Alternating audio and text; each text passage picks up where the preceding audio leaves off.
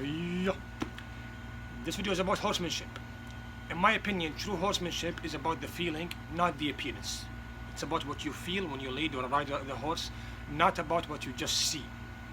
A lot of ways of riding or styles of riding right now or these days, especially the bad ones or the wrong ones, care about the appearance. Sometimes the appearance they want to achieve is correct or right. Sometimes it's actually a bad or wrong appearance. Anyways, they care about the appearance more than they care about the results. More than they care about the reason that made this appearance good or right or correct. So when they teach you how to ride in riding schools or riding clubs, in leading groundwork or in riding, they want a certain appearance from the horse. And when you are able to give them that appearance, they say that you are heading in the right direction, you are doing the right thing. Okay, why is that a correct appearance? Why is the other appearance wrong? There is a reason for it. If what they are saying is correct, usually there is a reason for it. For example, if you say, if the horse is bending his neck, you are heading in the right direction. You are controlling the horse. You are riding in a correct way. Okay, why? Always ask why to understand. It's not like you're challenging your teacher or master, but you're just asking why because you want to understand the reason behind calling it right or calling it wrong. For example, bending the neck is correct. Why is it correct? Because if he bends his neck, that means his neck is light, for example, and he will actually give you what you want and respond to the stopping orders or slowing down orders that you will give him in a much smoother way. It makes some sense. But if he bent the neck and it's bent in a perfect way, not behind the vertical, and it's not a straight neck, he's bending his neck in the way you want him to bend his neck, or in the way that the teacher wants you to bend his neck. But the horse's neck is actually heavy, stiff. You're not able to stop him easily. You're not able to move him back easily. The horse is bucking. The horse is heading up. The horse is bolting. He gave you the appearance you wanted, or he wanted from you. The teacher wanted from you. But he did not give you the feeling or the result that you are expecting from that certain appearance. What made that appearance correct is that you expect the horse to be light if he gave you that appearance. My question is, if he gave you that appearance without giving you the result, is that a true horsemanship way of riding, style of riding? Is that correct? Is that right? Are you heading in the right direction? In my opinion, although it's not an opinion, it's a fact, no. It's all about results. If I gave you a choice, for example, I told you that this horse will be natural. Sometimes he will move his neck forward, sometimes he will move it up, sometimes he will move it down, sometimes he's hot, sometimes he's calm, but he will give you exactly what you want when it comes for the result. You can stop him whenever you want, easily, smoothly.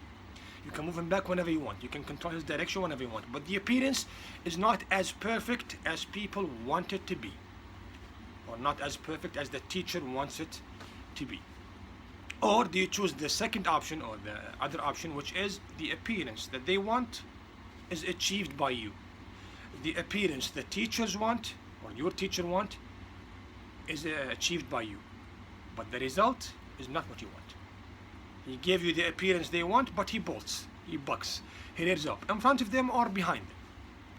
But you feel that you're not controlling the horse. Which option or which choice will you choose? 10 out of 10 usually will choose the result, not the appearance. Now, imagine that the result is already gone. I'm not able to control the horse. And I know that I'm not good enough to control the horse. At least I want the appearance. And when I get the appearance, I will not admit that I actually chose the appearance over the result.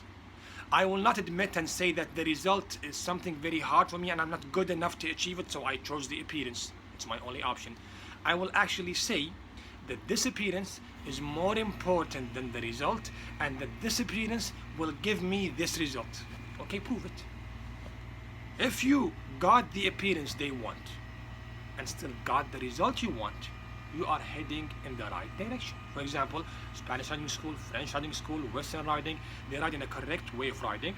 They get the appearance that they usually want, and they got the result. Halting, moving back easily, controlling the direction, moving sideways, controlling the horse easily whenever they want, while getting the appearance they believe is more natural or they believe is correct or right. that way, yes, they are doing the right thing, or at least they are doing a right thing, not a wrong thing. But when someone copies and imitates their way of riding by just judging their appearance, he wants to achieve the appearance they achieved, and he got it. He looks like them when he rides. His horse looks like their horses when he rides the horse, but his horse bolts, bucks, rears up, never holds in a smooth, correct way, never ever moves back easily, and he cannot control the directions in the way he is supposed to control it, or the way he is supposed to do. In their case, they got the same appearance he got and more, but they controlled the horse in all these situations. Is it a fair way to compare between them just because he copied or imitated them? Now, someone else got the same exact result they got, but his appearance with the horse is different because he believes the appearance they force the horse to give them is not natural. So he gives the horse the right to choose the appearance he wants, as long as the horse is giving me the result I want. In this case, he's closer to their result than the one who got their appearance without getting their result. That's number one. So I got the result they got, you did not get the result. Maybe you got the appearance but not the result, and the result is more important than the appearance. Two, the appearance I did not achieve, for example, is not actually a bad thing.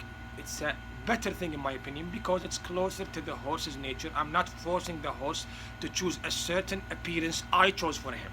I give him the right to choose the appearance he wants. A calm horse will stay calm. A cold horse will be cold. A hot horse will be hot. A horse who's active will be active and move more than the cold or calm horse. So horses will change with me when it comes for the appearance. But all of them, with no exception, will give me the exact same result. Stopping whenever I want, moving back smoothly whenever I want, controlling the direction easily and smoothly and softly whenever I want. While doing all these things, I give him the right to choose the neck position. He can move it up if he wants. He can move it forward or straight if he wants. He can move it down if he wants. He can bend it behind the vertical if he wants. How can that be wrong? It's wrong because the appearance is wrong. Okay, why is the appearance wrong? Who told you that this appearance is wrong, or this position, neck position, body position is wrong? They said. Okay, why did they say it? They are good riders. They said it's wrong because when the horse does that appearance, it means the horse is not comfortable. Okay, when he's not comfortable, what is the proof, or what will happen when the horse is not comfortable?